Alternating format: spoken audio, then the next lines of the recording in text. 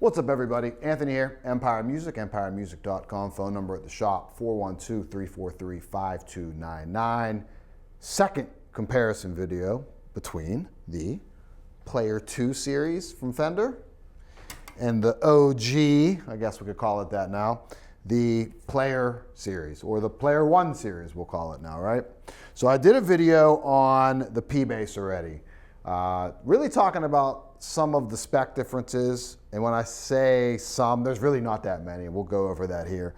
But I think the bigger thing here, outside of any spec change, because again, very minimal, pretty sizable change though in going back to rosewood. So while we still have these Player 2 series basses in stock, and I would be remiss if I didn't say at a greatly discounted price if you're interested in it. Website, again, empiremusic.com, phone number 412-343-5299. Get them while you can, because they're not going to stick around. But Player 2 series is here for a while. These updates that Fender does I would very much consider this a core line in the Fender lineup. Happens 2 years, every 3 years, 4 years maybe, because these are like the workhorses of the Fender product line. So the Player 2 series replaces the Player 1 series, which replaced the Standard series. And that first name there, Standard, is a very, very good way to think about these instruments, whether we're talking jazz bass, P-Bass, Strat, Tele, whatever it is. They mirror the US line of American Pro 2s, right? That's what is the core US line, production line at the time of filming this. Workhorse instruments, the easiest way to put it. They're for just about every player. If you are looking, in the case of the Player 2 series or the Player series, if you're looking for a very budget-friendly, by budget-friendly I mean well under $1,000, if you're looking at around there for the Fender sound, you get it in spades in this entire lineup. It's very easy to do. Fender's recipe, pretty simple when we get to the P-Bass, we get to the jazz bass as I'm holding here. It's also a pretty easy recipe in the Player 2 series, because really the only difference that we have going on here is the return of rosewood, which is really the main reason of this video, and rolled fretboard edges on there. So a little bit more comfortable, well, in the case of these jazz basses that I have in here, a lot more comfortable. The P-Bass ones were a little slighter, but man, I do really, really notice the rolled edge on this jazz bass versus this jazz bass. I would not call these sharp. I've encountered very sharp fretboard edges before. That doesn't have it, but definitely more angled than what we get here. This is very comfortable, nice little, I wouldn't call it a high-end touch, because we're not into like master-built territory, these beautifully rolled fret edges, but it's noticeable and it is a nice touch on there.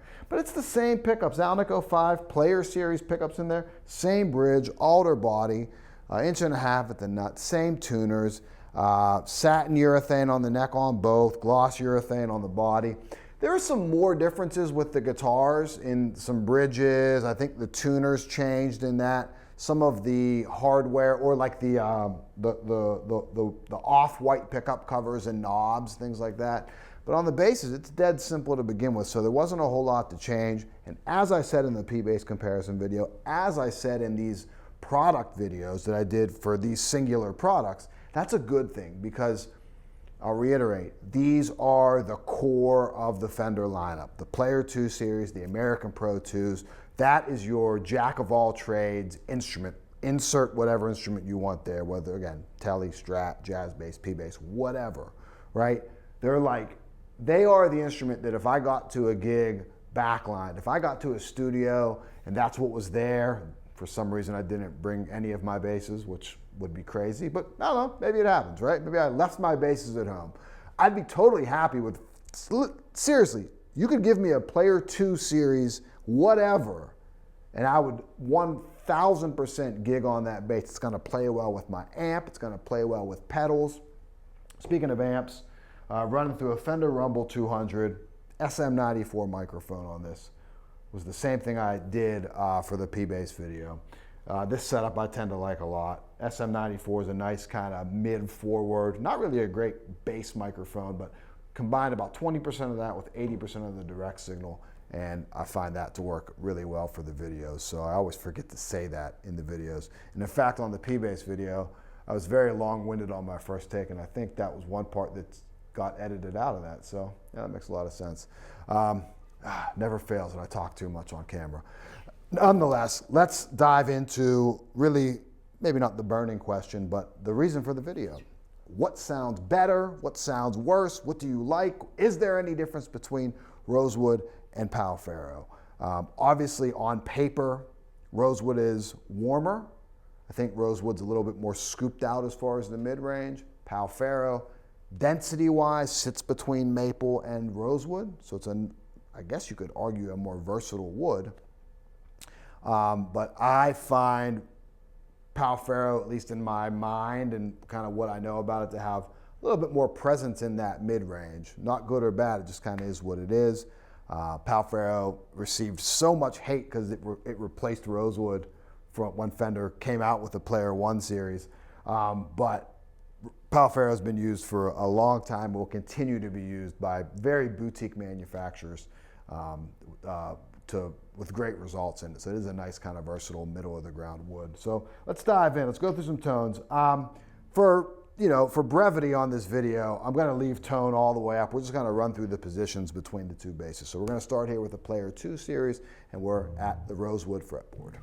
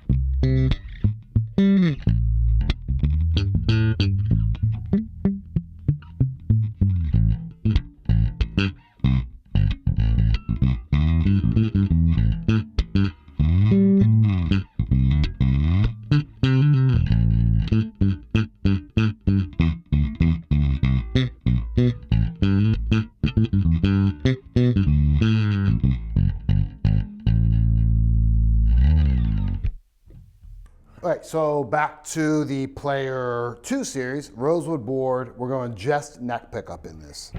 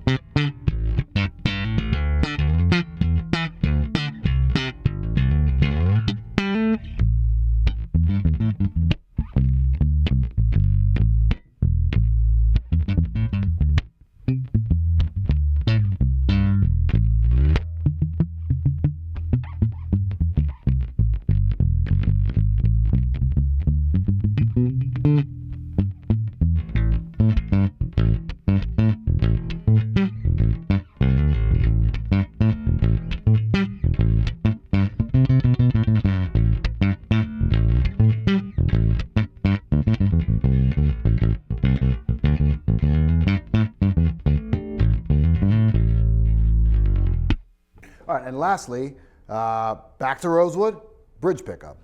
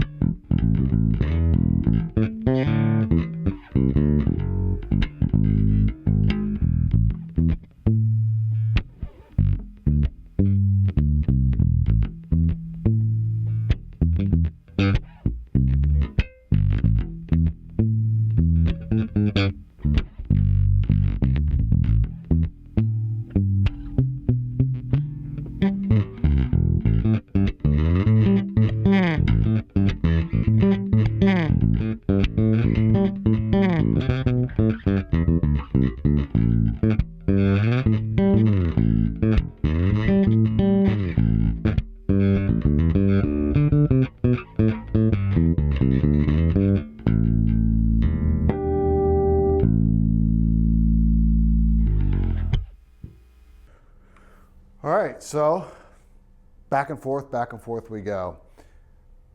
Very interesting. The differences between the two woods, I felt it was there pretty sharply when I did the P-Bass video, which is already out there on YouTube. I'll put a link to it down in the description or somewhere on the screen, or just search for it on our channel. It was even more defined here with the jazz bass, because I think a jazz bass takes up a little less like low end space. So some of those muddier and murkier frequencies. Not that a P bass is muddy, but you know what I mean. It's just there's not as much definition when you have like that overpowering low end. But with a jazz bass, which is I think like a more hi-fi sounding bass, you have the two pickups. You have the drastic changes that we get between middle position, rear and front pickup, and being that when you have that mid-range engaged out of the bridge, or the bridge pickup engaged, and we get that mid-range, you really catch more of that difference there, because I think the details really lie in that mid-range, where in Rosewood it's a little warmer, a little bit more scooped out in the mids. Pecora seems to be a little bit more present in the mids to me, a little bit more pushed, that upper mid-range frequency, really that like dead center kind of, for lack of a better term, mid-range frequency. Not that it doesn't have lows and nice highs, but there's more presence there, I feel like, because it truly is density-wise in between maple and rosewood. That's why it's a popular wood in a lot of bass manufacturers.